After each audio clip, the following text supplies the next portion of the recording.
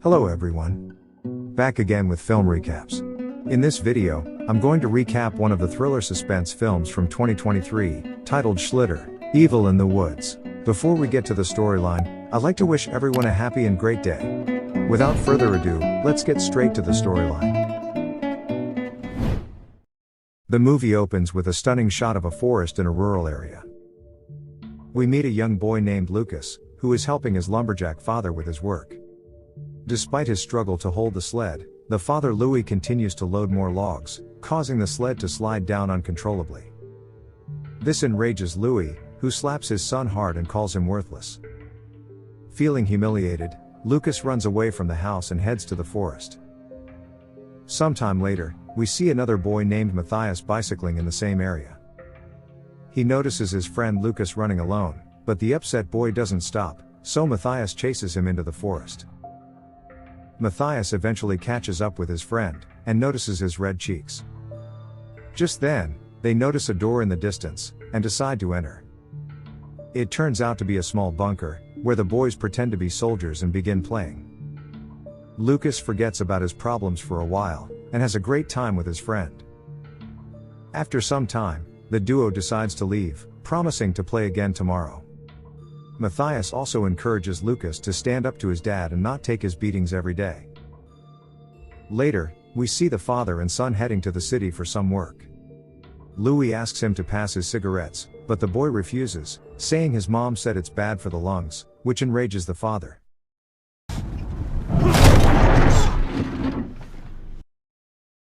But to his surprise, the distraction causes him to run over Matthias, who was bicycling on the road. The poor kid is now dead. But instead of taking responsibility, Louis takes the bicycle, which was stuck in his car, and throws it into the forest. Even worse, he picks up Matthias's lifeless body, and disposes of it in the forest as well. Lucas watches everything in horror, and is too shaken to say or do anything.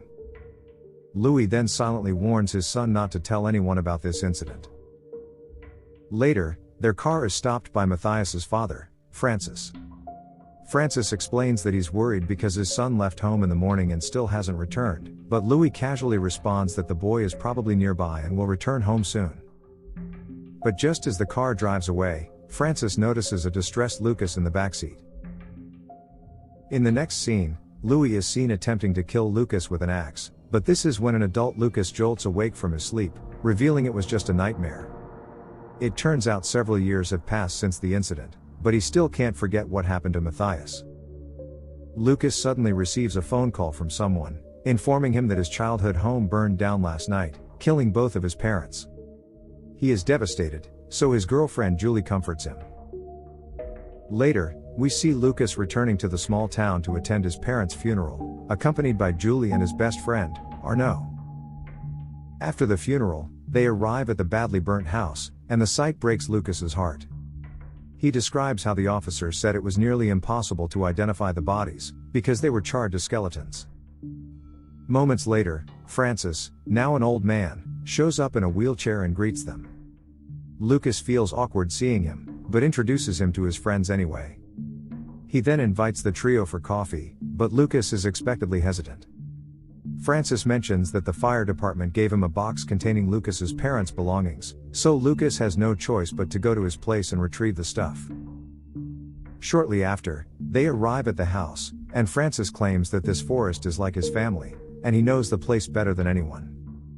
The three are also surprised at the old man's strength. Once inside, Francis explains that he was involved in an accident while using a sleigh to carry logs, that left him paralyzed. He wants to show them how the sleigh works, so he takes the trio to his workshop next to the house. It is filled with handmade wooden items, all crafted by him. Faut faire attention! Francis shows them a wood-cutting machine that slices through wood like butter. He then shows a model of a sleigh he built to transport logs, and explains that this is called a schleet.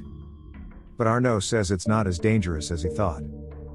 Francis is enraged by the comment, so he claims that if this thing slips, it could instantly crush him. Upon returning to the house, Lucas asks the old man for the box the fireman gave him. Francis claims it's in his garage, and says he'll retrieve it immediately. After he leaves, Lucas starts making coffee, but he's startled when he comes across Matthias' old cup. He also sees a vision of Matthias standing in front of him, revealing that he still can't move on from that incident. Not long after, the old man returns with the box, and they discover Lucas' childhood photos. They soon find a picture of Matthias as well, and Francis reveals that Matthias was his son, who had an accident while riding his bicycle, and fell into a ravine. He adds that after his son passed, his wife was so devastated that she took her own life. Francis breaks into tears, as he reveals that he still hasn't been able to move on from their losses. Lucas feels really bad as he has to keep the dark secret for a long time, and the group of friends decide to leave, citing that it's getting late. Francis then asks Lucas to come back someday, saying he has something important to tell about his parents. Lucas agrees, and gets into his car, but it doesn't start for some reason. Seeing this, the old man offers to take a look at the engine, but even after inspecting it, he can't find anything wrong. He mentions that he will call his mechanic friend for help. Meanwhile, Arnaud begins inspecting the engine himself, as they are desperate to leave. The old man soon returns with bad news: his mechanic friend is busy, and can only come tomorrow. He offers them to stay for the night, but the trio feels very uncomfortable. Arnaud does his best to fix the car, and eventually figures out that the radiator hose is broken. He then asks Francis if he has a replacement hose of the same size, so the old man brings Arnaud to his workshop. Later, in the workshop, Francis says the hose seems to have been cut on purpose. And then this happens.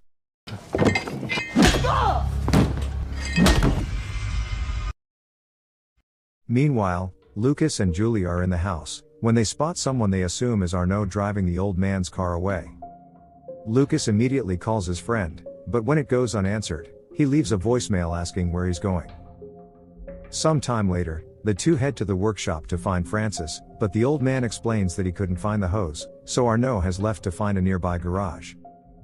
Afterward, Lucas tries to call his friend multiple times, but the latter doesn't answer.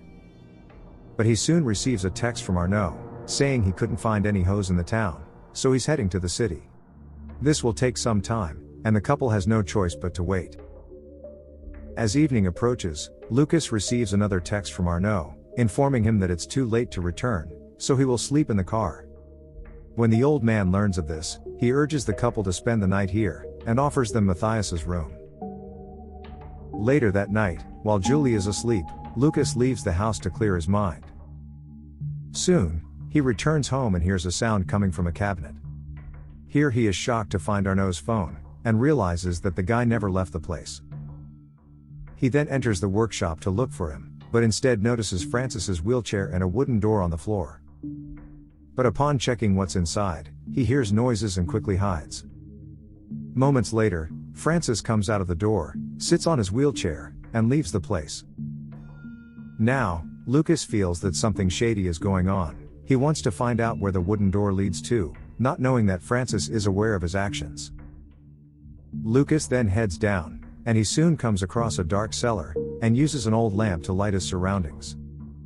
He then comes across a chain door with the padlock open, allowing him to move forward. And then, in a shocking turn of events, Lucas discovers his parents, who are still alive and being held captive.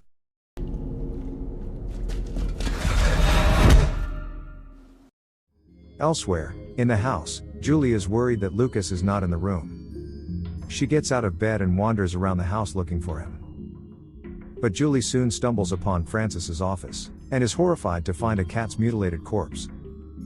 She then notices a picture of Lucas' family, as well as a drawing, which shockingly depicts a torture machine capable of killing 3 people at once, with the names of Lucas and his parents on it. Meanwhile, in the cellar, Francis ties up Lucas along with his parents in the machine he designed. Here we learn that the man is not actually paralyzed, and has been pretending all this time. He then recalls how Lucas was crying in the car on the day Matthias died, which means he knew about the accident. Francis also recalls a day when he was working, and his lumber accidentally fell under Louis' car. That was when he discovered his son's bicycle part stuck beneath the vehicle and figured out the truth. He then declares that they will now have to pay the price for destroying his family.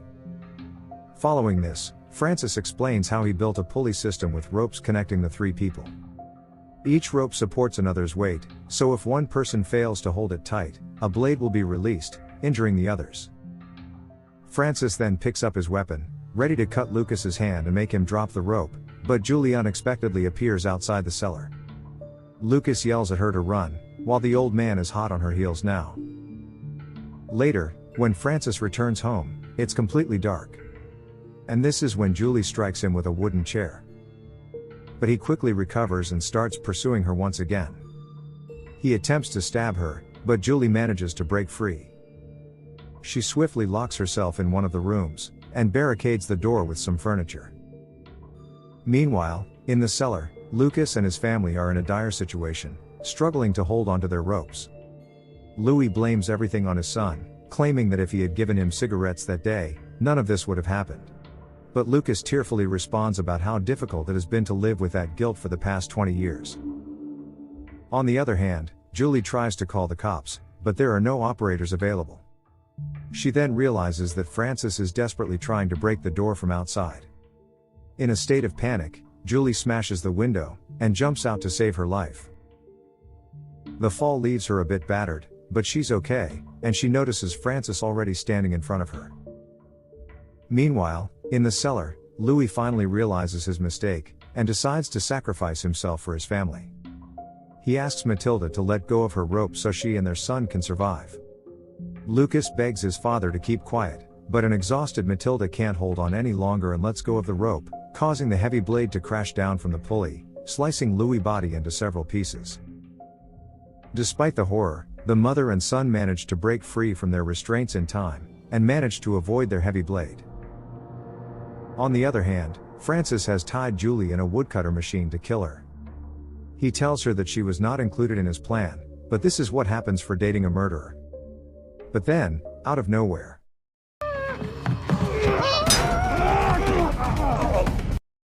Lucas shows up and attacks the old man. The two engage in an intense fight, but Lucas eventually gains the upper hand and beats Francis down. Lucas seizes a few precious seconds to release Julie, but Francis recovers and activates the cutting machine, while attacking Lucas. Meanwhile, Julie struggles to free herself from her restraints, and manages to turn off the machine. Francis has now gained the upper hand, and is beating the life out of Lucas. But Julie quickly strikes the old man with a hammer, knocking him unconscious. The couple then drags him and throws him down the cellar stairs. After this, Lucas tries to help his mom get out of the cellar, but the poor woman is too weak and unable to move quickly. This unfortunately gives Francis enough time to recuperate, and he quickly pulls out a small knife from his pocket. He then manages to stab Matilda in the leg. But before he can cause any more damage, Lucas quickly gets his mom outside and locks the old man back in the cellar. However, even the wooden door isn't able to hold off the barbarian for too long, and he begins striking at it. Francis eventually gets out, and it turns out that Arnaud is still alive. He's inside a large box, screaming for help. Francis places a Ken on top of the box to ensure he cannot escape. Meanwhile, the remaining three are running into the woods, but Matilda is too weak to continue. Lucas then takes his mom and girlfriend to the bunker he found years ago with Matthias. But as they use a lighter to observe the surroundings, they discover Matthias' mutilated body decorated like a doll, leaving them horrified. Moments later, Francis arrives outside, and locks them in the bunker, claiming that his son is finally not alone. As a result, the three of them are forced to spend the night here and figure things out tomorrow. The next morning, when they wake up, they notice that the bunker door is unexpectedly open. Lucas then heads out alone to check for any danger. But to his shock, he finds Arnaud tied to a schlitter, which was designed by Francis. It turns out the schlitter is so deadly that if Arnaud's foot slips, it will immediately crush him to death. Lucas tries to break his ties, but to no avail. At this point, Francis appears, and reveals that he has taken Julie and tied her to a tree. And if the schlitter tumbles, it will directly crush Julie. Lucas urges Arnaud to stay still, and then rushes to save his girlfriend. Francis stabs him in the leg, and the two men then engage in a fierce fight, both brutally hurting each other. But this time, Lucas, determined to save his people, digs down deep, and manages to overpower Francis. he throws him onto a sharp wooden spike, which pierces the old man's head. Unfortunately, the horror is far from over, as Arnaud can't hold onto the Schlitter any longer and is crushed to death. The Schlitter rolls down the hill, but Lucas steps in front of the Schlitter and manages to redirect it. But here we realize that he is struck by a sharp spike in his abdomen and gets severely injured. Julie tries to console Lucas, assuring him that everything will be fine, but he soon succumbs to his injuries. In the aftermath of this incident, several cops arrive and begin wrapping up the bodies. All the men are dead, leaving only Julie and Matilda as survivors of this horrific massacre. They are then taken away in an ambulance as the movie comes to an end. Okay guys, thanks for watching. See you again in the next video.